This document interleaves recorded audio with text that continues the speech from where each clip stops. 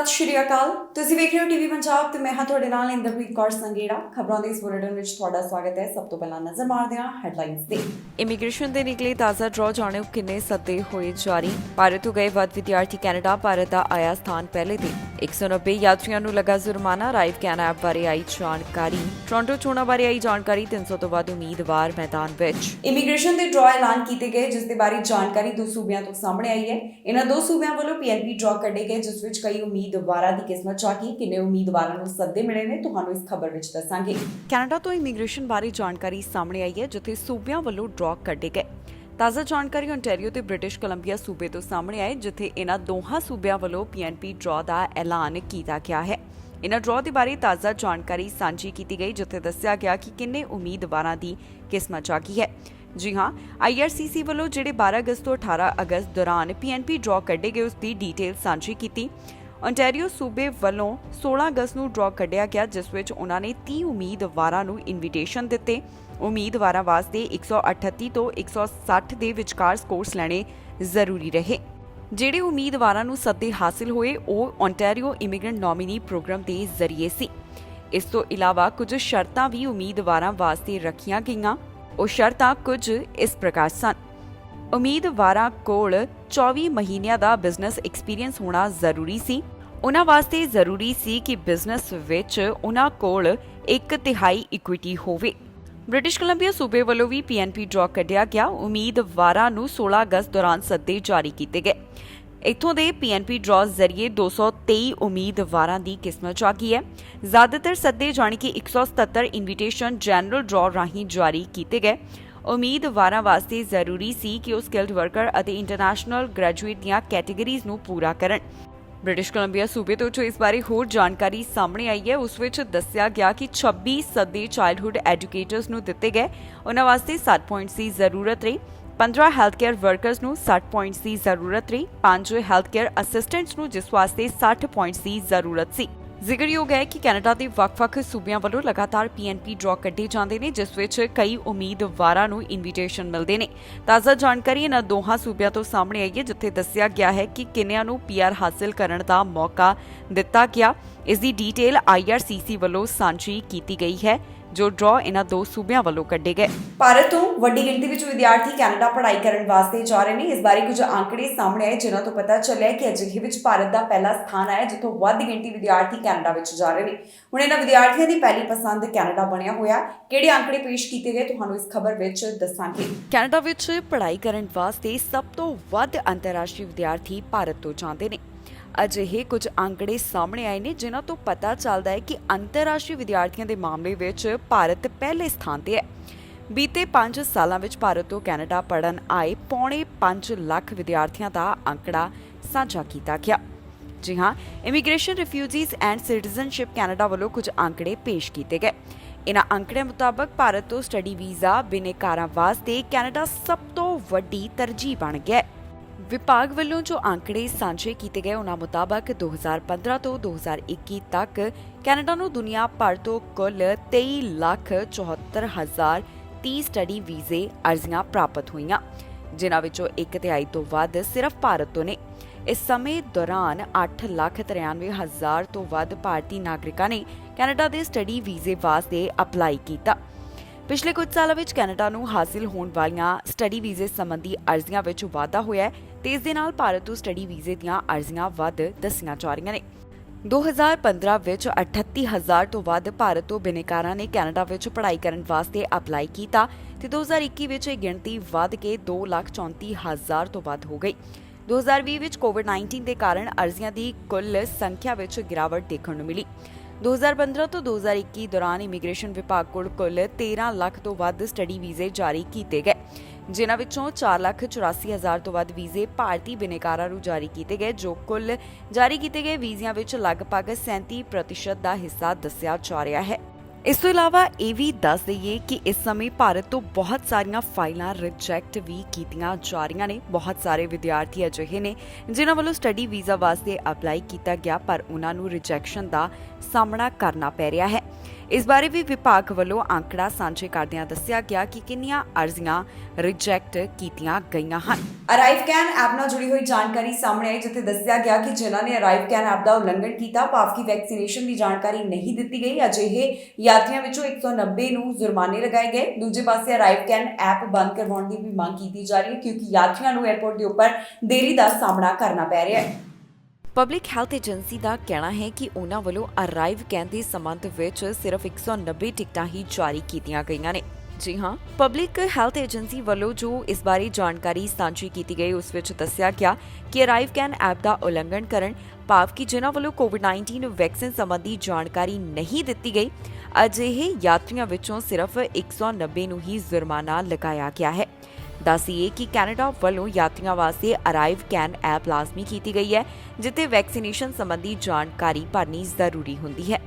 ਦਰਅਸਲ ਇੱਕ ਕਮੇਟੀ ਵੱਲੋਂ ਟਰਾਂਸਪੋਰਟ ਮੰਤਰੀ ਨਾਲ 에ਅਰਪੋਰਟ ਦੇ ਸੰਬੰਧ ਵਿੱਚ ਮੁਲਾਕਾਤ ਕੀਤੀ ਗਈ। 에ਅਰਪੋਰਟ ਦੇ ਉੱਪਰ ਯਾਤਰੀਆਂ ਨੂੰ ਜੋ ਪਰੇਸ਼ਾਨੀ ਪੇਸ਼ ਆ ਰਹੀ ਹੈ, ਉਸ ਸੰਬੰਧੀ ਸਵਾਲ ਪੁੱਛੇ ਗਏ ਸਨ, ਜਿੱਥੇ ਟਰਾਂਸਪੋਰਟ ਮੰਤਰੀ ਨਾਲ ਮੁਲਾਕਾਤ ਕੀਤੀ ਗਈ। ਕੰਜ਼ਰਵੇਟਿਵ ਮੈਂਬਰ ਪਾਰਲੀਮੈਂਟ ਵੱਲੋਂ ਅਰਾਈਵਕੈਨ ਐਪ ਨੂੰ ਵੀ ਲੈ ਕੇ ਕਈ ਸਵਾਲ ਖੜੇ ਕੀਤੇ। ਉਹਨਾਂ ਵੱਲੋਂ ਮੰਗ ਕੀਤੀ ਜਾ ਰਹੀ ਹੈ ਕਿ ਅਰਾਈਵਕੈਨ ਐਪ ਨੂੰ ਹੁਣ ਖਤਮ ਕਰ ਦੇਣਾ ਚਾਹੀਦਾ ਹੈ, ਕਿਉਂਕਿ ਕੈਨੇਡਾ ਵਿੱਚ ਕਈ ਯਾਤਰੀਆਂ ਨੂੰ ਇਸ ਕਾਰਨ ਵੀ ਦੇਰੀ ਦਾ ਸਾਹਮਣਾ ਕਰਨਾ ਪੈ ਰਿਹਾ ਹੈ। ਦੱਸਣਯੋਗ ਹੈ ਕਿ ਕੈਨੇਡਾ ਵਿੱਚ ਜਿਹੜੇ ਅੰਤਰਰਾਸ਼ਟਰੀ ਯਾਤਰੀ ਦਾਖਲ ਹੁੰਦੇ ਨੇ, ਉਹਨਾਂ ਵਾਸਤੇ ਜ਼ਰੂਰੀ ਹੁੰਦਾ ਹੈ ਕਿ ਉਹ ਆਪਣੀ ਵੈਕਸੀਨੇਸ਼ਨ ਦਾ ਸਾਰਾ ਸਟੇਟਸ ਅਰਾਈਵਕੈਨ ਐਪ ਦੇ ਉੱਪਰ ਪੜ੍ਹ ਦੇਣ। ਪਰ ਹੁਣ ਕਿਉਂਕਿ 에ਅਰਪੋਰਟ ਦੇ ਉੱਪਰ ਯਾਤਰੀਆਂ ਨੂੰ ਕਾਫੀ ਦੇਰੀ ਦਾ ਸਾਹਮਣਾ ਕਰਨਾ ਪੈ ਰਿਹਾ ਹੈ, ਅਜਿਹੇ ਵਿੱਚ ਲਗਾਤਾਰ ਮੰਗ ਕੀਤੀ ਜਾ ਰਹੀ ਹੈ ਕਿ ਅਰਾਈਵਕੈਨ ਐਪ ਦੀ ਸ਼ਰਤ ਵੀ ਕੈਨੇਡਾ ਸਰਕਾਰ ਨੂੰ ਹੁਣ ਖਤਮ ਕਰ ਦੇਣੀ ਚਾਹੀਦੀ। ਟੋਰਾਂਟੋ ਦੀਆਂ ਚੋਣਾਂ ਬਾਰੇ ਜਾਣਕਾਰੀ ਸਾਹਮਣੇ ਆਈ, ਜਿੱਥੇ ਦੱਸਿਆ ਗਿਆ ਕਿ ਕਿੰਨੇ ਉਮੀਦਵਾਰ ਇਸ ਸਮੇਂ ਚੋਣ ਮੈਦਾਨ ਵਿੱਚ ਨੇ। ਜਾਣਕਾਰੀ ਮੁਤਾਬਕ 300 ਤੋਂ ਵੱਧ ਉਮੀਦਵਾਰ ਆਪਣੀ ਕਿਸਮਤ ਅਜ਼ਮਾ ਰਹੇ ਹਨ, ਜਿਨ੍ਹਾਂ ਵੱਲੋਂ ਨੋਮੀਨੇਸ਼ਨ ਭਰੀ ਗਈ ਹੈ। ਇਹਨਾਂ ਚੋਣਾਂ ਦੇ ਬਾਰੇ ਹੋਰ ਕੀ ਜਾਣਕਾਰੀ ਸਾਹਮਣੇ ਆਈ, ਤੁਹਾਨੂੰ ਇਸ ਖਬਰ ਵਿੱਚ ਦੱਸਾਂਗੇ। ਟੋਰਾਂਟੋ ਦੀਆਂ ਚੋਣਾਂ ਵਾਸਤੇ 372 ਉਮੀਦਵਾਰ ਚੋਣ ਮੈਦਾਨ ਵਿੱਚ ਹਨ। ਟੋਰਾਂਟੋ ਦੇ ਵਿੱਚ ਹੋਣ ਵਾਲੀਆਂ ਚੋਣਾਂ ਬਾਰੇ ਜੋ ਨੋਮੀਨੇਸ਼ਨ ਸੰਬੰਧੀ ਜਾਣਕਾਰੀ ਸਾਹਮਣੇ ਆਈ ਹੈ, ਉਸ ਵਿੱਚ ਦੱਸਿਆ ਗਿਆ ਕਿ ਇੱਥੇ ਮਿਊਨਿਸਪਲ ਇਲੈਕਸ਼ਨ ਵਿੱਚ 372 ਉਮੀਦਵਾਰਾਂ ਵੱਲੋਂ ਹਿੱਸਾ ਲਿਆ ਜਾਵੇਗਾ। ਇਹਨਾਂ ਨੂੰ ਟੋਰਾਂਟੋ ਦੇ ਸਿਟੀ ਕਲਰਕ ਜੌਨ ਐਲਵਿਜ ਵੱਲੋਂ ਸਰਟੀਫਾਈ ਕੀਤਾ ਗਿਆ ਹੈ। ਦੱਸ ਦਈਏ ਕਿ ਇੱਥੇ ਜੋ ਨੋਮੀਨੇਸ਼ਨ ਵਾਸਤੇ ਡੈਡਲਾਈਨ ਤੈਅ ਕੀਤੀ ਗਈ ਸੀ, ਉਹ ਸ਼ੁੱਕਰਵਾਰ ਨੂੰ ਸਮਾਪਤ ਹੋ ਚੁੱਕੀ ਹੈ। ਜਾਣਕਾਰੀ ਮੁਤਾਬਕ 31 ਸਰਟੀਫਾਈਡ ਕੈਂਡੀਡੇਟਸ ਮੇਅਰ ਦੀਆਂ ਚੋਣਾਂ ਵਾਸਤੇ ਚੋਣ ਮੈਦਾਨ ਵਿੱਚ ਉਤਰੇ ਹਨ। 164 ਉਮੀਦਵਾਰ ਕੌਂਸਲਰ ਅਤੇ 177 ਉਮੀਦਵਾਰ ਸਕੂਲ ਬੋਰਡ ਟਰਸਟੀ ਵਾਸਤੇ ਚੋਣਾਂ ਲੜਨਗੇ। ਉਮੀਦਵਾਰਾਂ ਦੀ ਪੂਰੀ ਸੂਚੀ ਸ਼ਹਿਰ ਦੀ ਵੈਬਸਾਈਟ ਦੇ ਉੱਪਰ ਜਾਰੀ ਕੀਤੀ ਗਈ ਹੈ, ਜਿਸ ਵਿੱਚ ਡਿਟੇਲ ਦਿੱਤੀ ਗਈ। ਦੱਸ ਦਈਏ ਕਿ ਇਸ ਵਾਰ 3 ਸਕੂਲ ਬੋਰਡ ਵਾਰਡ ਹਨ ਅਤੇ 1 ਉਮੀਦਵਾਰ ਵੱਲੋਂ ਨੋਮੀਨੇਸ਼ਨ ਭਰੀ ਗਈ ਹੈ। ਹੁਣ ਇਹਨਾਂ ਸਾਰੇ ਉਮੀਦਵਾਰਾਂ ਵੱਲੋਂ ਜ਼ੋਰ ਲਗਾਇਆ ਜਾ ਰਿਹਾ ਹੈ ਤਾਂ ਕਿ ਉਹ ਇਹਨਾਂ ਚੋਣਾਂ ਵਿੱਚ ਜਿੱਤ ਦਰਜ ਕਰਵਾ ਸਕਣ। ਇੱਥੇ ਕਿਸ ਦੀ ਜਿੱਤ ਹੋਏਗੀ, ਇਹ ਤਾਂ ਚੋਣ ਨਤੀਜੇ ਹੀ ਤੈਅ ਕਰਨਗੇ, ਪਰ ਬਾਕੀ ਉਮੀਦਵਾਰਾਂ ਵੱਲੋਂ ਹੁਣ ਆਪਣੇ ਤੌਰ ਦੇ ਉੱਪਰ ਜ਼ਰੂਰ ਕੋਸ਼ਿਸ਼ ਕੀਤੀ ਜਾ ਰਹੀ ਹੈ। ਚਾਕੂ ਲੱਗਣ ਕਾਰਨ ਇੱਕ ਦੀ ਮੌਤ ਹੋ ਗਈ। ਪੁਲਿਸ ਮਾਮਲੇ ਦੀ ਜਾਂਚ ਪੜਤਾਲ ਕਰ ਰਹੀ ਹੈ। ਜਿਸ ਵਿਅਕਤੀ ਦੇ ਉੱਪਰ ਚਾਕੂ ਲੱਗੇ, ਉਸ ਦੀ ਪਹਿਚਾਣ ਜਨਤਕ ਨਹੀਂ ਕੀਤੀ ਗਈ। ਪੁਲਿਸ ਵੱਲੋਂ ਹੁਣ ਤੱਕ ਦੀ ਅਪਡੇਟ ਦੇ ਵਿੱਚ ਕਿਹੜੀਆਂ ਗੱਲਾਂ ਦਾ ਜ਼ਿਕਰ ਕੀਤਾ ਗਿਆ, ਤੁਹਾਨੂੰ ਇਸ ਖਬਰ ਵਿੱਚ ਦੱਸਾਂਗੇ। ਕਲੋਵਰਡੇਲ ਤੋਂ ਸ਼ੁਰੇਬਾਜ਼ੀ ਦਾ ਮਾਮਲਾ ਸਾਹਮਣੇ ਆਇਆ, ਜਿਸ ਘਟਨਾ ਵਿੱਚ ਇੱਕ ਵਿਅਕਤੀ ਦੀ ਮੌਤ ਹੋ ਗਈ। ਪੁਲਿਸ ਵੱਲੋਂ ਇਸ ਸਾਰੇ ਮਾਮਲੇ ਬਾਰੇ ਜਾਣਕਾਰੀ ਸਾਂਝੀ ਕੀਤੀ ਗਈ ਹੈ। ਜੀ ਹਾਂ, ਹੁਣ ਤੱਕ ਦੀ ਡਿਟੇਲ ਦੇ ਵਿੱਚ ਦੱਸਿਆ ਗਿਆ ਕਿ ਇਹ ਮਾਮਲਾ 18 ਅਗਸਤ ਦੌਰਾਨ ਕਲੋਵਰਡੇਲ ਤੋਂ ਸਾਹਮਣੇ ਆਇਆ, ਜਿੱਥੇ ਇੱਕ ਵਿਅਕਤੀ ਉੱਪਰ ਚਾਕੂ ਨਾਲ ਹਮਲਾ ਕੀਤਾ ਗਿਆ। ਜਿਸ ਵੇਲੇ ਚਾਕੂ ਨਾਲ ਉਸ ਦੇ ਉੱਪਰ ਹਮਲਾ ਹੋਇਆ ਤਾਂ ਵਿਅਕਤੀ ਨੇ ਦਮ ਤੋੜ ਦਿੱਤਾ। ਇਹ ਮਾਮਲਾ ਫਰੇਜ਼ਰ ਹਾਈਵੇ ਦੇ ਨੇੜੇ 184ਵੀਂ ਸਟਰੀਟ ਤੋਂ ਸਾਹਮਣੇ ਆਇਆ, ਜਿੱਥੇ 2 ਜਾਣਿਆਂ ਦਾ ਆਪਸ ਵਿੱਚ ਝਗੜਾ ਹੋਇਆ। ਤਾਜ਼ਾ ਜਾਣਕਾਰੀ ਵੀ ਸਰੀ RCMP ਵੱਲੋਂ ਸਾਂਝੀ ਕੀਤੀ ਗਈ ਹੈ। ਉਹਨਾਂ ਦਾ ਕਹਿਣਾ ਹੈ ਕਿ ਜਿਸ ਵੇਲੇ ਫਰੰਟ ਲਾਈਨ ਆਫੀਸਰਸ ਮੌਕੇ ਵਾਲੀ ਥਾਂ ਦੇ ਉੱਪਰ ਪਹੁੰਚੇ ਤਾਂ ਉਹਨਾਂ ਨੇ ਦੇਖਿਆ ਕਿ ਇੱਕ ਵਿਅਕਤੀ ਜ਼ਖਮੀ ਹਾਲਤ ਵਿੱਚ ਇੱਥੇ ਪਾਇਆ ਗਿਆ। ਇਸ ਦੀ ਉਮਰ 45 ਸਾਲ ਦੇ ਕਰੀਬ ਦੱਸੀ ਗਈ। ਫਿਰ ਤੁਰੰਤ ਉਸ ਨੂੰ ਹਸਪਤਾਲ ਵਿੱਚ ਭਰਤੀ ਕਰਵਾਇਆ ਗਿਆ, ਪਰ ਇੱਥੇ ਉਸ ਦੀ ਜਾਨ ਨਹੀਂ ਬਚਾਈ ਜਾ ਸਕੀ ਤੇ ਉਸਨੇ ਹਸਪਤਾਲ ਵਿੱਚ ਹੀ ਦਮ ਤੋੜ ਦਿੱਤਾ। ਇਸ ਤੋਂ ਇਲਾਵਾ ਪੁਲਿਸ ਵੱਲੋਂ ਪ੍ਰੈਸ ਰਿਲੀਜ਼ ਦੇ ਵਿੱਚ ਜਾਣਕਾਰੀ ਸਾਂਝੀ ਕਰਦਿਆਂ ਦੱਸਿਆ ਗਿਆ ਕਿ ਉਹਨਾਂ ਨੇ ਇਸ ਮਾਮਲੇ ਸੰਬੰਧੀ ਕਾਰਵਾਈ ਕੀਤੀ ਹੈ। ਕਾਰਵਾਈ ਕਰਦਿਆਂ ਇੱਕ ਵਿਅਕਤੀ ਨੂੰ ਹਿਰਾਸਤ ਵਿੱਚ ਲਿਆ ਗਿਆ, ਪਰ ਉਸ ਦੀ ਪਹਿਚਾਣ ਅਜੇ ਤੱਕ ਜਨਤਕ ਨਹੀਂ ਕੀਤੀ ਗਈ। ਮਾਮਲੇ ਦੀ ਇਨਵੈਸਟੀਗੇਸ਼ਨ ਹੁਣ ਹੋਮਿਸਾਈਡ ਟੀਮ ਵੱਲੋਂ ਕੀਤੀ ਜਾ ਰਹੀ ਹੈ। ਉਹਨਾਂ ਵੱਲੋਂ ਅਜੇ ਤੱਕ ਪੀੜਤ ਦਾ ਨਾਮ ਵੀ ਨਹੀਂ ਦੱਸਿਆ ਗਿਆ ਤੇ ਹੋਰ ਵੀ ਬਹੁਤੀ ਡਿਟੇਲ ਸਾਂਝੀ ਨਹੀਂ ਕੀਤੀ ਗਈ। ਪੁਲਿਸ ਦਾ ਕਹਿਣਾ ਹੈ ਕਿ ਜੇਕਰ ਕਿਸੇ ਨੂੰ ਵੀ ਇਸ ਬਾਰੇ ਕੋਈ ਜਾਣਕਾਰੀ ਹੋਵੇ ਤਾਂ ਆਈਹਿਟ ਨਾਲ 187755144448 ਦੇ ਉੱਪਰ ਕਾਲ ਕਰਕੇ ਜਾਣਕਾਰੀ ਸਾਂਝੀ ਕੀਤੀ ਜਾ ਸਕਦੀ ਹੈ ਤਾਂ ਕਿ ਇਸ ਮਾਮਲੇ ਸੰਬੰਧੀ ਹੋਰ ਵੀ ਜਾਣਕਾਰੀ ਉਹਨਾਂ ਦੇ ਹੱਥ ਲੱਗ ਸਕੇ। ਰਾਤ ਸਮੇਂ ਇੱਕ ਹਾਦਸਾ ਵਾਪਰਿਆ ਜਿੱਥੇ ਵਾਹਨ ਦਰਖਤ ਨਾਲ ਜਾ ਟਕਰਾਇਆ। ਹਾਦਸਾ ਵਾਪਰਨ ਤੋਂ ਬਾਅਦ 3 ਜਾਣਿਆਂ ਦੀ ਮੌਤ ਹੋ ਗਈ। ਪੁਲਿਸ ਦਾ ਕਹਿਣਾ ਹੈ ਕਿ ਇਹਨਾਂ 3 ਜਾਣਿਆਂ ਦੀ ਮੌਕੇ ਵਾਲੀ ਥਾਂ ਦੇ ਉੱਪਰ ਹੀ ਮੌਤ ਹੋ ਗਈ। ਇਹਨਾਂ ਦੀ ਪਹਿਚਾਣ ਜਦ ਤੱਕ ਨਹੀਂ ਕੀਤੀ ਗਈ। ਪੁਲਿਸ ਮਾਮਲੇ ਦੀ ਜਾਂਚ ਕਰ ਰਹੀ ਹੈ। ਕਾਰ ਹਾਦਸੇ ਦਾ ਸ਼ਿਕਾਰ ਹੋਈ ਹੈ। ਬ੍ਰੈਂਪਟਨ ਤੋਂ ਇਹ ਖਬਰ ਸਾਹਮਣੇ ਆਈ ਜਿੱਥੇ ਪਤਾ ਚੱਲਿਆ ਕਿ ਕਾਰ ਹਾਦਸੇ ਵਿੱਚ 3 ਜਾਣਿਆਂ ਦੀ ਮੌਤ ਹੋ ਗਈ। ਪੀਲ ਪੁਲਿਸ ਵੱਲੋਂ ਇਸ ਸਾਰੇ ਮਾਮਲੇ ਬਾਰੇ ਜਾਣਕਾਰੀ ਸਾਂਝੀ ਕੀਤੀ ਗਈ ਜਿੱਥੇ ਉਹਨਾਂ ਦੱਸਿਆ ਕਿ ਇਹ ਮਾਮਲਾ ਰਾਤ 2 ਵਜੇ ਦੇ ਕਰੀਬ ਐਲਮਵਿਲ ਐਵੀਨਿਊ ਅਤੇ ਕੋਨਸਟਾਕ ਡਰਾਈਵ ਦੇ ਨੇੜਿਓਂ ਸਾਹਮਣੇ ਆਇਆ ਹੈ। ਪੁਲਿਸ ਦਾ ਕਹਿਣਾ ਹੈ ਕਿ ਇੱਕ ਵਾਹਨ ਦਰਖਤ ਵਿੱਚ ਜਾ ਕੇ ਟਕਰਾ ਗਿਆ ਜਿਸ ਤੋਂ ਬਾਅਦ ਉਸ ਨੂੰ ਕਾਫੀ ਨੁਕਸਾਨ ਪਹੁੰਚਿਆ। ਜਿਸ ਵੇਲੇ ਵਾਹਨ ਦੀ ਟੱਕਰ ਹੋਈ ਇਸ ਵਿੱਚ 3 ਜਾਣੇ ਬੈਠੇ ਹੋਏ ਸਨ ਜਿਨ੍ਹਾਂ ਨੂੰ ਘਟਨਾ ਵਾਲੀ ਥਾਂ ਦੇ ਉੱਪਰ ਹੀ ਮ੍ਰਿਤਕ ਐਲਾਨ ਕਰ ਦਿੱਤਾ ਗਿਆ। ਫਿਲਹਾਲ ਪੁਲਿਸ ਵੱਲੋਂ ਪੀੜਤਾਂ ਦੇ ਬਾਰੇ ਬਹੁਤੀ ਡਿਟੇਲ ਜਨਤਕ ਨਹੀਂ ਕੀਤੀ ਗਈ। ਉਨ੍ਹਾਂ ਵੱਲੋਂ ਇਸ ਹਾਦਸੇ ਦੀ ਜਾਂਚ ਪੜਤਾਲ ਕੀਤੀ ਜਾ ਰਹੀ ਹੈ। ਦੱਸਿਆ ਜਾ ਰਿਹਾ ਹੈ ਕਿ ਹੁਣ ਇਸ ਸੰਬੰਧੀ ਫੋਰੈਂਸਿਕਸ ਅਤੇ ਮੇਜਰ ਕੋਲੀਜਨ ਯੂਨਿਟ ਵੱਲੋਂ ਜਾਂਚ ਆਰੰਭ ਦਿੱਤੀ ਗਈ ਜੋ ਕਿ ਹੁਣ ਇਸ ਘਟਨਾ ਬਾਰੇ ਕਾਫੀ ਚੀਜ਼ਾਂ ਪਤਾ ਲਗਾਉਣ ਦੀ ਕੋਸ਼ਿਸ਼ ਕਰ ਰਹੇ ਨੇ। ਪੁਲਿਸ ਦਾ ਕਹਿਣਾ ਹੈ ਕਿ ਮਾਮਲੇ ਦੀ ਇਨਵੈਸਟੀਗੇਸ਼ਨ ਜਾਰੀ ਹੈ ਜਿਸ ਤੋਂ ਬਾਅਦ ਬਾਕੀ ਦੀ ਜਾਣਕਾਰੀ ਦਿੱਤੀ ਜਾਵੇਗੀ। ਹੁਣ ਤੱਕ ਦੀ ਅਪਡੇਟ ਦੇ ਵਿੱਚ ਇਹਨਾਂ तमाम ਗੱਲਾਂ ਦਾ ਜ਼ਿਕਰ ਕੀਤਾ ਗਿਆ ਹੈ ਜੋ ਤੁਹਾਡੇ ਨਾਲ ਇਸ ਖਬਰ ਵਿੱਚ ਸਾਂਝੀਆਂ ਕੀਤੀਆਂ। ਸੜਕ ਹਾਦਸੇ ਵਿੱਚ ਇੱਕ ਦੀ ਮੌਤ ਹੋ ਗਈ। ਪੀੜਤ ਦੀ ਪਹਿਚਾਣ ਪੁਲਿਸ ਵੱਲੋਂ ਜਨਤਕ ਨਹੀਂ ਕੀਤੀ ਗਈ। ਇਸ ਮਾਮਲੇ ਸੰਬੰਧੀ ਜਾਂਚ ਪੜਤਾਲ ਜਾਰੀ ਹੈ ਪਰ ਕੀ ਅਪਡੇਟ ਦਿੱਤੀ ਗਈ ਹੈ ਤੁਹਾਨੂੰ ਇਸ ਖਬਰ ਵਿੱਚ ਦੱਸਾਂਗੇ। ਵੈਸਟ ਕੈਲੋਨਾ ਵਿੱਚ ਇੱਕ ਹਾਦਸਾ ਵਾਪਰਿਆ ਜਿਸ ਦੀ ਪੁਲਿਸ ਵੱਲੋਂ ਜਾਂਚ ਪੜਤਾਲ ਕੀਤੀ ਜਾ ਰਹੀ ਹੈ। ਪੁਲਿਸ ਵਿਭਾਗ ਦਾ ਕਹਿਣਾ ਹੈ ਕਿ ਅਜੇ ਇਹ ਮਾਮਲਾ ਜਾਂਚ ਅਧੀਨ ਹੈ। ਵੈਸਟ ਕੈਲੋਨਾ RCMP ਵੱਲੋਂ ਜਾਣਕਾਰੀ ਸਾਂਝੀ ਕਰਦਿਆਂ ਦੱਸਿਆ ਕਿ ਇਹ ਘਟਨਾ 5:40 ਦੇ ਕਰੀਬ ਹੌਰੀਜ਼ਨ ਡਰਾਈਵ ਦੇ ਉੱਪਰ ਵਾਪਰੀ ਹੈ। ਇਸ ਮਾਮਲੇ ਵਿੱਚ ਇੱਕ ਵਿਅਕਤੀ ਦੀ ਮੌਤ ਹੋ ਗਈ। ਪੁਲਿਸ ਅਤੇ ਬ੍ਰਿਟਿਸ਼ ਕੋਲੰਬੀਆ ਕਾਰਨਰਸ ਸਰਵਿਸ ਦੋਹਾਂ ਵੱਲੋਂ ਹੀ ਮਿਲ ਕੇ ਇਸ ਮਾਮਲੇ ਸੰਬੰਧੀ ਜਾਂਚ ਪੜਤਾਲ ਕੀਤੀ ਜਾ ਰਹੀ ਹੈ। ਇਹ ਹਾਦਸਾ ਇੱਥੇ ਕਿਵੇਂ ਵਾਪਰਿਆ ਇਹ ਅਜੇ ਤੱਕ ਸਪਸ਼ਟ ਨਹੀਂ ਹੋ ਸਕਿਆ। ਇਸ ਦੇ ਕਾਰਨ ਪਤਾ ਲਗਾਉਣ ਦੀ ਕੋਸ਼ਿਸ਼ ਕੀਤੀ ਜਾ ਰਹੀ ਹੈ। ਜਿਸ ਪੀੜਤ ਦੀ ਹਾਦਸੇ ਵਿੱਚ ਮੌਤ ਹੋ ਗਈ ਉਸ ਦੀ ਪਹਿਚਾਣ ਅਜੇ ਜਨਤਕ ਨਹੀਂ ਕੀਤੀ ਗਈ। ਪੁਲਿਸ ਵਿਭਾਗ ਦਾ ਕਹਿਣਾ ਹੈ ਕਿ ਬਾਕੀ ਦੀ ਜਾਣਕਾਰੀ ਉਹਨਾਂ ਵੱਲੋਂ ਜਾਂਚ ਪੜਤਾਲ ਕਰਨ ਤੋਂ ਬਾਅਦ ਹੀ ਸਾਂਝੀ ਕੀਤੀ ਜਾਵੇਗੀ। ਇਸ ਤੋਂ ਇਲਾਵਾ ਉਹਨਾਂ ਵੱਲੋਂ ਕਿਹਾ ਗਿਆ ਕਿ ਜੇਕਰ ਕਿਸੇ ਨੂੰ ਵੀ ਇਸ ਘਟਨਾ ਦੇ ਬਾਰੇ ਕੋਈ ਜਾਣਕਾਰੀ ਹੈ ਤਾਂ ਵੈਸਟ ਕੈਲੋਨਾ RCMP ਨਾਲ 2567682880 ਦੇ ਉੱਪਰ ਫਾਈਲ ਨੰਬਰ 2022522348 ਨੂੰ ਕੋਟ ਕਰਦਿਆਂ ਜਾਣਕਾਰੀ ਸਾਂਝੀ ਕੀਤੀ ਜਾ ਸਕਦੀ ਹੈ। ਫਿਲਹਾਲ ਮਾਮਲਾ ਜਾਂਚ ਅਧੀਨ ਹੈ। ਚਾਕੂ ਲੱਗਣ ਕਾਰਨ ਇੱਕ ਵਿਅਕਤੀ ਜ਼ਖਮੀ ਹੋਇਆ ਜਿਸ ਸੰਬੰਧੀ ਪੁਲਿਸ ਵੱਲੋਂ ਜਾਂਚ ਪੜਤਾਲ ਕੀਤੀ ਜਾ ਰਹੀ ਹੈ। ਪੀੜਤ ਦੀ ਪਹਿਚਾਣ ਉਹਨਾਂ ਵੱਲੋਂ ਨਹੀਂ ਦੱਸੀ ਗਈ ਪਰ ਮਾਮਲੇ ਦੀ ਅਪਡੇਟ ਦੇ ਵਿੱਚ ਕਿਹੜੀਆਂ ਗੱਲਾਂ ਦਾ ਜ਼ਿਕਰ ਕੀਤਾ ਗਿਆ ਤੁਹਾਨੂੰ ਇਸ ਖਬਰ ਵਿੱਚ ਦੱਸਾਂਗੇ। ਸਕਾਰਬਰੋ ਤੋਂ ਸ਼ੁਰੇਬਾਜ਼ੀ ਦਾ ਮਾਮਲਾ ਸਾਹਮਣੇ ਹੈ ਜਿਸ ਵਿੱਚ ਇੱਕ ਵਿਅਕਤੀ ਗੰਭੀਰ ਰੂਪ ਵਿੱਚ ਜ਼ਖਮੀ ਦੱਸਿਆ ਜਾ ਰਿਹਾ ਹੈ। ਟੋਰਾਂਟੋ ਪੁਲਿਸ ਵੱਲੋਂ ਇਸ ਘਟਨਾ ਬਾਰੇ ਜਾਣਕਾਰੀ ਸਾਂਝੀ ਕੀਤੀ ਗਈ ਜਿੱਥੇ ਉਹਨਾਂ ਦੱਸਿਆ ਕਿ ਇਮਾਰਤ ਦੀ ਲੌਬੀ ਵਿੱਚ ਵਿਅਕਤੀ ਉੱਪਰ ਚਾਕੂ ਨਾਲ ਹਮਲਾ ਕੀਤਾ ਗਿਆ ਜਿਸ ਤੋਂ ਬਾਅਦ ਉਹ ਗੰਭੀਰ ਜ਼ਖਮੀ ਹੋਇਆ। ਐਮਰਜੈਂਸੀ ਕ੍ਰੂਜ਼ ਦੇ ਦੱਸਣ ਮੁਤਾਬਕ ਉਹ ਘਟਨਾ ਵਾਲੀ ਥਾਂ ਦੇ ਉੱਪਰ 11:40 ਦੇ ਕਰੀਬ ਪਹੁੰਚੇ। ਜਦੋਂ ਆਫੀਸਰਸ ਮੌਕੇ ਵਾਲੀ ਥਾਂ ਦੇ ਉੱਪਰ ਪਹੁੰਚੇ ਤਾਂ ਉਹਨਾਂ ਨੇ ਦੇਖਿਆ ਕਿ ਇੱਕ ਵਿਅਕਤੀ ਚਾਕੂ ਲੱਗਣ ਕਾਰਨ ਜ਼ਖਮੀ ਹਾਲਤ ਵਿੱਚ ਲੌਬੀ ਅੰਦਰ ਪਿਆ ਸੀ। ਫਿਰ ਤੁਰੰਤ ਉਸ ਨੂੰ ਟਰਾਮਾ ਸੈਂਟਰ ਭਰਤੀ ਕਰਵਾਇਆ ਗਿਆ ਜਿਸ ਦੀ ਡਿਟੇਲ ਟੋਰਾਂਟੋ ਪੈਰਾਮੈਡਿਕਸ ਵੱਲੋਂ ਦਿੱਤੀ ਗਈ ਹੈ। ਇਸ ਮਾਮਲੇ ਨਾਲ ਜੁੜੇ ਹੋਏ ਸਸਪੈਕਟ ਦੇ ਬਾਰੇ ਕੋਈ ਵੀ ਜਾਣਕਾਰੀ ਸਾਂਝੀ ਨਹੀਂ ਕੀਤੀ ਗਈ ਤੇ ਨਾ ਹੀ ਕੁਝ ਹੋਰ ਉਸ ਬਾਰੇ ਦੱਸਿਆ ਗਿਆ ਹੈ। ਆਫੀਸਰਸ ਦਾ ਇਹੀ ਕਹਿਣਾ ਹੈ ਕਿ ਮਾਮਲੇ ਦੀ ਜਾਂਚ ਪੜਤਾਲ ਜਾਰੀ ਹੈ ਜਿਸ ਤੋਂ ਬਾਅਦ ਉਹ ਬਾਕੀ ਦੀਆਂ ਗੱਲਾਂ ਸਾਂਝੀਆਂ ਕਰ ਸਕਣਗੇ। ਟੋਰਾਂਟੋ ਪੁਲਿਸ ਵੱਲੋਂ ਇਸ ਮਾਮਲੇ ਬਾਰੇ ਲਗਾਤਾਰ ਟਵਿੱਟਰ ਦੇ ਉੱਪਰ ਅਪਡੇਟ ਦਿੱਤੀ ਜਾ ਰਹੀ ਹੈ ਜਿੱਥੇ ਹੁਣ ਤੱਕ ਦੀ ਅਪਡੇਟ ਦਾ ਜ਼ਿਕਰ ਉਹਨਾਂ ਵੱਲੋਂ ਕੀਤਾ ਗਿਆ। ਇਸ ਦੌਰਾਨ ਜਿਹੜਾ ਪੀੜਤ ਹੈ ਜਿਸ ਦੇ ਉੱਪਰ ਚਾਕੂ ਨਾਲ ਹਮਲਾ ਕੀਤਾ ਗਿਆ ਉਸ ਬਾਰੇ ਵੀ ਬਹੁਤੀ ਡਿਟੇਲ ਜਨਤਕ ਨਹੀਂ ਕੀਤੀ ਗਈ ਤੇ ਨਾ ਹੀ ਉਸ ਦੀ ਪਹਿਚਾਣ ਅਜੇ ਦੱਸੀ ਗਈ ਹੈ। ਬੱਚਿਆਂ ਵਾਸਤੇ ਇੱਕ ਹੋਰ ਟੀਕੇ ਨੂੰ ਮਨਜ਼ੂਰੀ ਦੇ ਦਿੱਤੀ ਗਈ ਹੈ। ਨੋਵਾਵੈਕਸ ਦੇ ਇਸ ਟੀਕੇ ਨੂੰ ਮਨਜ਼ੂਰੀ ਮਿਲੀ ਜਿਸ ਨੂੰ 12 ਸਾਲ ਤੋਂ 17 ਸਾਲ ਵਾਲੇ ਬੱਚਿਆਂ ਨੂੰ ਲਗਾਉਣ ਦੀ ਸ਼ੁਰੂਆਤ ਕੀਤੀ ਜਾਵੇਗੀ। ਇਹ ਖਬਰ ਅਮਰੀਕਾ ਤੋਂ ਸਾਹਮਣੇ ਆ ਰਹੀ ਹੈ। FDA ਵੱਲੋਂ ਨਵੇਂ ਟੀਕੇ ਨੂੰ ਮਾਨਤਾ ਦੇ ਦਿੱਤੀ ਗਈ ਹੈ। ਅਮਰੀਕਾ ਵਿੱਚ ਬੱਚਿਆਂ ਵਾਸਤੇ ਇੱਕ ਹੋਰ ਟੀਕੇ ਨੂੰ ਮਨਜ਼ੂਰੀ ਦੇ ਦਿੱਤੀ ਗਈ ਹੈ। FDA ਵੱਲੋਂ ਨੋਵਾਵੈਕਸ ਨੂੰ ਮਨਜ਼ੂਰੀ ਦਿੱਤੀ ਗਈ ਜਿਸ ਤੋਂ ਬਾਅਦ 12 ਸਾਲ ਤੋਂ 17 ਸਾਲ ਵਾਲੇ ਬੱਚਿਆਂ ਨੂੰ ਵੀ ਇਹ ਟੀਕਾ ਲਗਾਇਆ ਜਾ ਸਕੇਗਾ। ਜੀ ਹਾਂ, US food and drug administration ਵੱਲੋਂ ਨੋਵਾਵੈਕਸ ਦੇ COVID-19 ਵੈਕਸੀਨ ਨੂੰ ਮਨਜ਼ੂਰੀ ਦੇ ਦਿੱਤੀ ਗਈ ਹੈ ਤਾਂ ਕਿ ਬੱਚਿਆਂ ਦੇ ਉੱਪਰ ਵੀ ਇਸ ਦੀ ਐਮਰਜੈਂਸੀ ਵਰਤੋਂ ਕੀਤੀ ਜਾ ਸਕੇ। ਇਹ ਜਿਹੜਾ ਤਾਜ਼ਾ ਮਨਜ਼ੂਰੀ ਟੀਕੇ ਨੂੰ ਦਿੱਤੀ ਗਈ ਹੈ ਉਸ ਤੋਂ ਬਾਅਦ ਇਹ ਚੌਥਾ ਕੋਰੋਨਾ ਵਾਇਰਸ ਦਾ ਟੀਕਾ ਹੈ ਜਿਸ ਨੂੰ ਅਮਰੀਕਾ ਵਿੱਚ ਮਨਜ਼ੂਰ ਕੀਤਾ ਗਿਆ। ਦੱਸ ਦਈਏ ਕਿ ਵੱਡਿਆਂ ਵਾਸਤੇ ਇਸ ਤੋਂ ਪਹਿਲਾਂ ਜੁਲਾਈ ਮਹੀਨੇ ਦੌਰਾਨ ਇਸ ਟੀਕੇ ਨੂੰ ਮਾਨਤਾ ਦਿੱਤੀ ਗਈ ਸੀ। ਇਸ ਵਾਸਤੇ ਹੁਣ ਤਾਜ਼ਾ ਐਲਾਨ ਕਰਦਿਆਂ ਦੱਸਿਆ ਕਿ 12 ਸਾਲ ਤੋਂ 17 ਸਾਲ ਵਾਲਿਆਂ ਨੂੰ ਵੀ ਇਹ ਵੈਕਸੀਨ ਅਮਰੀਕਾ ਵਿੱਚ ਲਗਾਈ ਜਾ ਸਕੇਗੀ। FDA ਵੱਲੋਂ ਮਾਨਤਾ ਦੇਣ ਤੋਂ ਪਹਿਲਾਂ ਇਸ ਦੇ ਡਾਟਾ ਨੂੰ ਰਿਵਿਊ ਕੀਤਾ ਗਿਆ, ਜਿਸ ਵਿੱਚ ਇਹ ਟੀਕਾ ਪੂਰੀ ਤਰ੍ਹਾਂ ਸੁਰੱਖਿਅਤ ਪਾਇਆ ਗਿਆ ਹੈ। ਜ਼ਿਕਰਯੋਗ ਹੈ ਕਿ ਇੱਕ ਵਾਰ ਫਿਰ ਤੋਂ ਕਈ ਦੇਸ਼ਾਂ ਵਿੱਚ ਕੋਰੋਨਾ ਵਾਇਰਸ ਦੇ ਮਾਮਲਿਆਂ ਦਾ ਫੈਲਾਅ ਹੁੰਦਾ ਹੋਇਆ ਦਿਖਾਈ ਦੇ ਰਿਹਾ ਹੈ। ਲਗਾਤਾਰ ਇਸ ਵੇਲੇ ਵੈਕਸੀਨ ਲਗਾਉਣ ਸੰਬੰਧੀ ਜ਼ੋਰ ਦਿੱਤਾ ਜਾ ਰਿਹਾ ਹੈ। ਅਮਰੀਕਾ, ਕੈਨੇਡਾ ਦੇ ਵੱਖ-ਵੱਖ ਹਿੱਸਿਆਂ ਵਿੱਚ ਵੀ ਪਹਿਲਾਂ ਦੇ ਮੁਕਾਬਲੇ ਕੋਰੋਨਾ ਕੇਸਿਸ ਵੱਧ ਹੋਏ ਨੇ, ਜਿਸ ਤੋਂ ਬਾਅਦ ਲਗਾਤਾਰ ਸਰਕਾਰਾਂ ਦਾ ਕਹਿਣਾ ਹੈ ਕਿ ਜੋ ਕੋਵਿਡ-19 ਵੈਕਸੀਨ ਦੇ ਬੂਸਟਰ ਡੋਜ਼ ਨੇ ਉਹਨਾਂ ਨੂੰ ਵੀ ਜਲਦ ਲਗਾਇਆ ਜਾਏ। ਪਿਛਲੇ ਦਿਨੀ ਹੀ ਕੈਨੇਡਾ ਵਿੱਚ ਹੈਲਥ ਕੈਨੇਡਾ ਵੱਲੋਂ ਛੋਟੇ ਬੱਚਿਆਂ ਵਾਸਤੇ ਬੂਸਟਰ ਡੋਜ਼ ਨੂੰ ਮਨਜ਼ੂਰੀ ਦਿੱਤੀ ਗਈ ਹੈ, ਜੋ ਕਿ ਫਾਈਜ਼ਰ ਦੇ ਟੀਕੇ ਨੂੰ ਮਨਜ਼ੂਰੀ ਦਿੱਤੇ ਜਾਣ ਦੇ ਬਾਰੇ ਉਹਨਾਂ ਵੱਲੋਂ ਅਪਡੇਟ ਸਾਂਝੀ ਕੀਤੀ ਗਈ।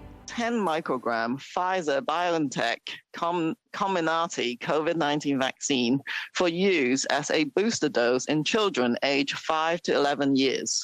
And NACI released a national guidance for its use in Canada. This booster dose provides a great option to restore protection for this age group, especially for those who are at high risk of severe illness. Specifically, NACI recommends that children 5 to 11 years of age who have an underlying medical condition that places them at high risk of severe illness due to COVID-19, including children who are immunocompromised, should be offered a first booster dose of the 10 microgram Pfizer-BioNTech Comirnaty COVID-19 vaccine at least 6 months after completion of a primary series. For all other children in this age group, NACI recommends the 10 microgram Comirnaty vaccine may be offered as a first booster at least 6 months after completion of a primary series in the context of heightened epidemiological risk. ਇੱਕ ਬੱਸ ਹਾਦਸੇ ਦਾ ਸ਼ਿਕਾਰ ਹੋਈ, ਜਿਸ ਵਿੱਚ 15 ਦੀ ਮੌਤ ਹੋ ਗਈ ਤੇ 2 ਦਰਜਨਾਂ ਲੋਕ ਜ਼ਖਮੀ ਦੱਸੇ ਜਾ ਰਹੇ ਨੇ। ਇਹ ਘਟਨਾ ਟਰਕੀ ਨਾਲ ਜੁੜੀ ਹੋਈ ਹੈ, ਜਿਸ ਬਾਰੇ ਜਾਂਚ ਪੜਤਾਲ ਜਾਰੀ ਹੈ, ਪਰ ਹੁਣ ਤੱਕ ਦੀ ਅਪਡੇਟ ਵਿੱਚ ਕਿਹੜੀਆਂ ਗੱਲਾਂ ਦਾ ਜ਼ਿਕਰ ਕੀਤਾ ਗਿਆ ਤੁਹਾਨੂੰ ਇਸ ਖਬਰ ਵਿੱਚ ਦੱਸਾਂਗੇ। ਪੈਸੇਂਜਰ ਬੱਸ ਹਾਦਸੇ ਦਾ ਸ਼ਿਕਾਰ ਹੋਈ, ਜਿਸ ਵਿੱਚ 15 ਜਣਿਆਂ ਦੀ ਮੌਤ ਹੋ ਗਈ। ਇਸ ਮਾਮਲੇ ਬਾਰੇ ਪੁਲਿਸ ਵੱਲੋਂ ਜਾਣਕਾਰੀ ਦਿੱਤੀ ਗਈ ਹੈ। ਜੀ ਹਾਂ, ਇਹ ਮਾਮਲਾ ਸਦਰਨ ਟਰਕੀ ਦੇ ਨਾਲ ਜੁੜਿਆ ਹੋਇਆ ਹੈ, ਜਿੱਥੇ ਸੜਕ ਹਾਦਸੇ ਵਿੱਚ 15 ਲੋਕਾਂ ਦੀ ਮੌਤ ਹੋ ਗਈ ਤੇ 2 ਦਰਜਨਾਂ ਲੋਕ ਜ਼ਖਮੀ ਦੱਸੇ ਜਾ ਰਹੇ ਹਨ। ਇਸ ਹਾਈਵੇ ਦੇ ਉੱਪਰ ਹਾਦਸਾ ਵਾਪਰਨ ਕਾਰਨ ਜਿਨ੍ਹਾਂ ਦੀ ਮੌਤ ਹੋਈ ਉਹਨਾਂ ਵਿੱਚ 3 ਫਾਇਰ ਫਾਈਟਰਸ, 2 ਪੈਰਾਮੈਡਿਕਸ ਤੇ 2 ਜਰਨਲਿਸਟ ਸ਼ਾਮਿਲ ਸਨ, ਜਿਨ੍ਹਾਂ ਨੇ ਆਪਣੀ ਜਾਨ ਗਵਾ ਦਿੱਤੀ। ਇਸ ਘਟਨਾ ਦੇ ਬਾਰੇ ਗਵਰਨਰ ਵੱਲੋਂ ਵੀ ਆਪਣੇ ਵਿਚਾਰ ਸਾਂਝੇ ਕੀਤੇ ਗਏ, ਜਿੱਥੇ ਉਹਨਾਂ ਵੱਲੋਂ ਦੁੱਖ ਦਾ ਪ੍ਰਗਟਾਵਾ ਕੀਤਾ ਗਿਆ। ਨਾਲ ਹੀ ਉਹਨਾਂ ਦਾ ਕਹਿਣਾ ਹੈ ਕਿ ਇਸ ਮਾਮਲੇ ਵਿੱਚ 22 ਹੋਰ ਜਾਣੇ ਜ਼ਖਮੀ ਹੋਏ ਨੇ, ਜਿਨ੍ਹਾਂ ਦਾ ਇਲਾਜ ਚੱਲ ਰਿਹਾ ਹੈ। ਜਿਹੜੀ ਨਿਊਜ਼ ਏਜੰਸੀ ਨਾਲ ਜੁੜੇ ਹੋਏ ਜਰਨਲਿਸਟ ਦੀ ਮੌਤ ਹੋਈ ਹੈ, ਉਸ ਬਾਰੇ ਵੀ ਨਿਊਜ਼ ਏਜੰਸੀ ਵੱਲੋਂ ਪੁਸ਼ਟੀ ਕੀਤੀ ਗਈ ਹੈ। ਉਹਨਾਂ ਦਾ ਕਹਿਣਾ ਹੈ ਕਿ ਇਹਨਾਂ ਜਰਨਲਿਸਟ ਦੀ ਮੌਤ ਉਸ ਵੇਲੇ ਹੋਈ ਜਦੋਂ ਉਹ ਬਾਕੀਆਂ ਨੂੰ ਬਚਾਉਣ ਦੀ ਕੋਸ਼ਿਸ਼ ਕਰ ਰਹੇ ਸਨ। ਘਟਨਾ ਵਾਲੀ ਥਾਂ ਤੋਂ ਇੱਕ ਟੈਲੀਵਿਜ਼ਨ ਫੁਟੇਜ ਵੀ ਸਾਹਮਣੇ ਆਈ ਹੈ, ਜਿੱਥੇ ਵੇਖਿਆ ਜਾ ਸਕਦਾ ਹੈ ਕਿ ਕਿਵੇਂ ਇੱਥੇ ਹਾਈਵੇ ਦੇ ਉੱਪਰ ਹਾਦਸਾ ਵਾਪਰਿਆ ਤੇ ਕਿਵੇਂ ਬੱਸ ਨੂੰ ਨੁਕਸਾਨ ਪਹੁੰਚਿਆ। ਦੱਸ ਦਈਏ ਕਿ ਟਰਕੀ ਵਿੱਚ ਇਸ ਤਰ੍ਹਾਂ ਦੀ ਰੋਡ ਸੇਫਟੀ ਨਾਲ ਜੁੜੇ ਹੋਏ ਕਈ ਮਾਮਲੇ ਸਾਹਮਣੇ ਆਉਂਦੇ ਰਹਿੰਦੇ ਨੇ। ਰੋਡ ਸੇਫਟੀ ਦਾ ਮੁੱਦਾ ਸਮੇਂ-ਸਮੇਂ ਦੇ ਉੱਪਰ ਵੀ ਚੁੱਕਿਆ ਜਾਂਦਾ ਹੈ। ਸਰਕਾਰ ਵੱਲੋਂ ਕੁਝ ਅੰਕੜੇ ਪੇਸ਼ ਕੀਤੇ ਗਏ, ਜਿੱਥੋਂ ਪਤਾ ਚੱਲਿਆ ਕਿ ਪਿਛਲੇ ਸਾਲ 5362 ਮੌਤਾਂ ਟ੍ਰੈਫਿਕ ਐਕਸੀਡੈਂਟਸ ਵਿੱਚ ਹੋਈਆਂ ਹਨ। ਦੁਕਾਨ ਤੇ ਚੋਰੀ ਹੋਈ $30,000 ਤੋਂ ਵੱਧ ਦੇ ਕੱਪੜੇ ਚੋਰੀ ਕੀਤੇ ਗਏ। ਲੁਲੂਲੈਮਨ ਦੇ ਸਟੋਰ ਨਾਲ ਜੁੜਿਆ ਹੋਇਆ ਇਹ ਮਾਮਲਾ ਹੈ, ਜਿੱਥੇ ਦੱਸਿਆ ਗਿਆ ਕਿ 7 ਜਾਣੇ ਇੱਥੇ ਚੋਰੀ ਕਰਨ ਵਾਸਤੇ ਆਏ, ਜਿਨ੍ਹਾਂ ਦੀਆਂ ਤਸਵੀਰਾਂ ਪੁਲਿਸ ਵੱਲੋਂ ਜਨਤਕ ਕੀਤੀਆਂ ਗਈਆਂ ਨੇ। ਇਹਨਾਂ ਦੀ ਭਾਲ ਕੀਤੀ ਜਾ ਰਹੀ ਹੈ। ਲੁਲੂਲੈਮਨ ਦੇ ਸਟੋਰ ਦੇ ਉੱਪਰ ਚੋਰੀ ਹੋਈ ਹੈ। ਨਿਊਯਾਰਕ ਪੁਲਿਸ ਵੱਲੋਂ ਹੁਣ ਅਜਿਹੇ 7 ਲੋਕਾਂ ਨੂੰ ਲੱਭਿਆ ਜਾ ਰਿਹਾ ਹੈ, ਜਿਨ੍ਹਾਂ ਵੱਲੋਂ $30,000 ਦੀ ਮਰਚੈਂਡਾਈਜ਼ ਚੋਰੀ ਕੀਤੀ ਗਈ ਹੈ। ਇਹ ਮਾਮਲਾ ਨਿਊਯਾਰਕ ਨਾਲ ਜੁੜਿਆ ਹੋਇਆ ਹੈ, ਜਿਸ ਦੀ ਡੀਟੇਲ ਨਿਊਯਾਰਕ ਪੁਲਿਸ ਵਿਭਾਗ ਵੱਲੋਂ ਸਾਂਝੀ ਕੀਤੀ ਗਈ ਹੈ। ਪੁਲਿਸ ਦਾ ਕਹਿਣਾ ਹੈ ਕਿ ਇੱਥੇ ਲੁਲੂਲੈਮਨ ਦੇ ਸਟੋਰ ਦੇ ਉੱਪਰ 7 ਜਾਣਿਆਂ ਵੱਲੋਂ ਚੋਰੀ ਦੀ ਵਾਰਦਾਤ ਨੂੰ ਅੰਜਾਮ ਦਿੱਤਾ ਗਿਆ। ਇਹ ਮਾਮਲਾ ਦੁਪਹਿਰ ਸਮੇਂ ਸਾਹਮਣੇ ਆਇਆ, ਜਿੱਥੇ 4 ਵਿਅਕਤੀ ਅਤੇ 3 ਔਰਤਾਂ ਲੁਲੂਲੈਮਨ ਦੇ ਸਟੋਰ ਵਿੱਚ ਦਾਖਲ ਹੋਈਆਂ, ਜੋ ਕਿ 14ਵੀਂ ਸਟਰੀਟ ਦੇ ਉੱਪਰ ਸਥਿਤ ਹੈ। ਪੁਲਿਸ ਦੇ ਦੱਸਣ ਮੁਤਾਬਕ ਇਹਨਾਂ ਵੱਲੋਂ $28,780 ਦੇ ਕੱਪੜੇ ਚੋਰੀ ਕਰ ਲਏ ਗਏ। ਇੱਥੇ ਸਟੋਰ ਵਿੱਚ ਚੋਰੀ ਦੀ ਵਾਰਦਾਤ ਨੂੰ ਅੰਜਾਮ ਦੇਣ ਤੋਂ ਬਾਅਦ ਕੱਪੜੇ ਚੋਰੀ ਕਰਨ ਤੋਂ ਬਾਅਦ ਇਹ ਵਿਅਕਤੀ ਕਿਸੇ ਅਨਨੋਨ ਜਗ੍ਹਾ ਦੇ ਵੱਲ ਫਰਾਰ ਹੋ ਗਏ। ਪੁਲਿਸ ਵੱਲੋਂ ਹੁਣ ਇਹਨਾਂ ਸਸਪੈਕਟਸ ਦੀ ਭਾਲ ਕੀਤੀ ਜਾ ਰਹੀ ਹੈ। ਉਹਨਾਂ ਦਾ ਕਹਿਣਾ ਹੈ ਕਿ ਇਹਨਾਂ ਦੀ ਉਮਰ 30 ਤੋਂ 50 ਸਾਲ ਦੇ ਵਿਚਕਾਰ ਹੋ ਸਕਦੀ ਹੈ। ਫਿਲਹਾਲ ਰਾਹਤ ਦੀ ਖਬਰ ਇਹ ਰਹੀ ਕਿ ਇਸ ਮਾਮਲੇ ਵਿੱਚ ਕੋਈ ਵੀ ਜ਼ਖਮੀ ਨਹੀਂ ਹੋਇਆ, ਜਿਸ ਬਾਰੇ ਅਧਿਕਾਰੀ ਗੱਲਬਾਤ ਕਰਦੇ ਹੋਏ ਦਿਖਾਈ ਦਿੱਤੇ। ਪੁਲਿਸ ਵੱਲੋਂ ਹੁਣ ਕੁਝ ਤਸਵੀਰਾਂ ਵੀ ਜਾਰੀ ਕੀਤੀਆਂ ਗਈਆਂ ਨੇ ਜਿਸ ਵਿੱਚ ਇਹਨਾਂ 7 ਸਸਪੈਕਟਸ ਨੂੰ ਵੇਖਿਆ ਜਾ ਸਕਦਾ ਹੈ। ਕੁਝ ਦੇ ਮਾਸਕ ਪਹਿਨੇ ਹੋਏ ਸਨ ਅਤੇ ਕੁਝ ਬਿਨਾਂ ਮਾਸਕ ਦੇ ਹੀ ਨਜ਼ਰ ਆਏ।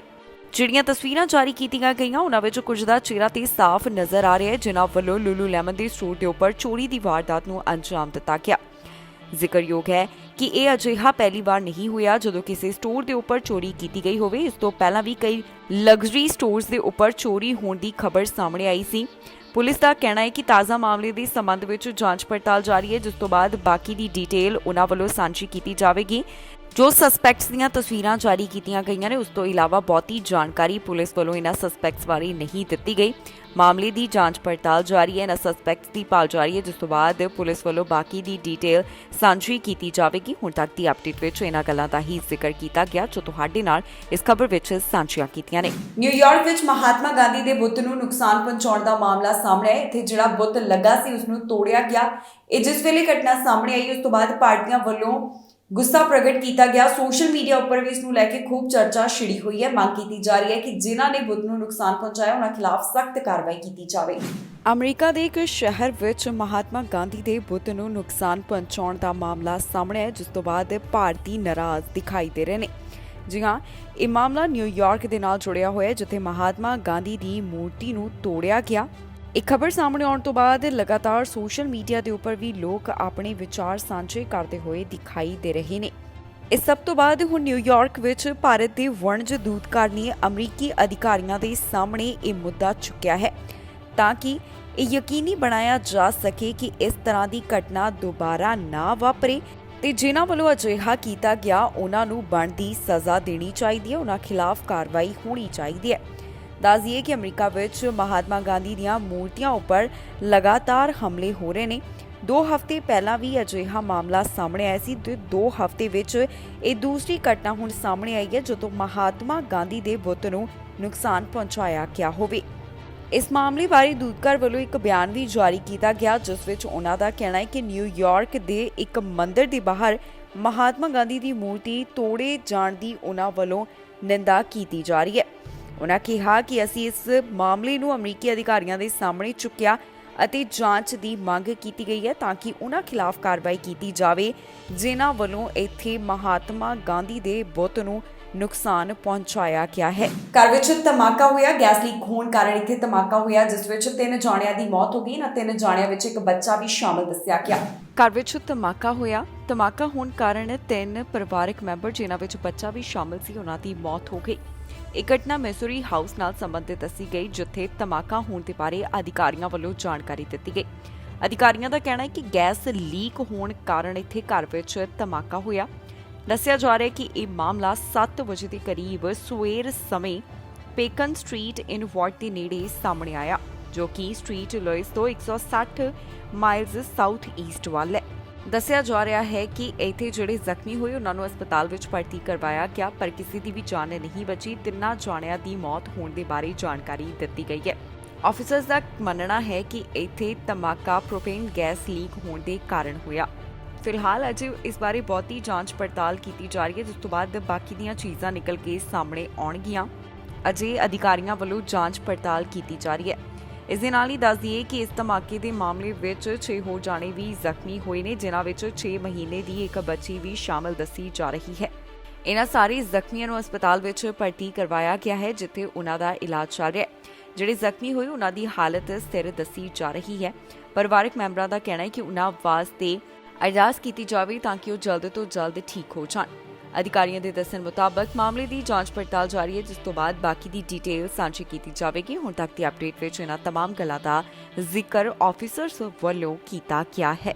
ਇਸ ਦੇ ਨਾਲ ਹੀ ਜਾਂਦੇ ਇੱਕ ਵਾਰ ਫਿਰ ਤੋਂ ਨਜ਼ਰ ਮਾਰਦੇ ਹਾਂ ਹੈਡਲਾਈਨਸ ਤੇ। ਇਮੀਗ੍ਰੇਸ਼ਨ ਦੇ ਨਿਕਲੇ ਤਾਜ਼ਾ ਡਰਾਅ ਜਾਣੋ ਕਿੰਨੇ ਸੱਦੇ ਹੋਏ ਜਾਰੀ। ਭਾਰਤ ਤੋਂ ਗਏ ਵੱਧ ਵਿਦਿਆਰਥੀ ਕੈਨੇਡਾ, ਭਾਰਤ ਦਾ ਆਇਆ ਸਥਾਨ ਪਹਿਲੇ ਤੇ 190 ਯਾਤਰੀਆਂ ਨੂੰ ਲੱਗਾ ਜੁਰਮਾਨਾ। ਅਰਾਈਵ ਕੈਨ ਐਪ ਬਾਰੇ ਆਈ ਜਾਣਕਾਰੀ। ਟੋਰਾਂਟੋ ਚੋਣਾਂ ਬਾਰੇ ਆਈ ਜਾਣਕਾਰੀ। 300 ਤੋਂ ਵੱਧ ਉਮੀਦਵਾਰ ਮੈਦਾਨ ਵਿੱਚ। ਖਬਰਾਂ ਦੇ ਇਸ ਬੁਲੇਟਿਨ ਵਿੱਚ ਨਹੀਂ। ਫਿਲਹਾਲ ਮੈਨੂੰ ਇੰਦਰਪ੍ਰੀਤ ਕੌਰ ਸੰਗੇੜਾ ਨੂੰ ਦਿਓ ਇਜਾਜ਼ਤ ਤੇ ਤੁਸੀਂ ਵੇਖਦੇ ਰਹੋ ਟੀਵੀ ਪੰਜਾਬ।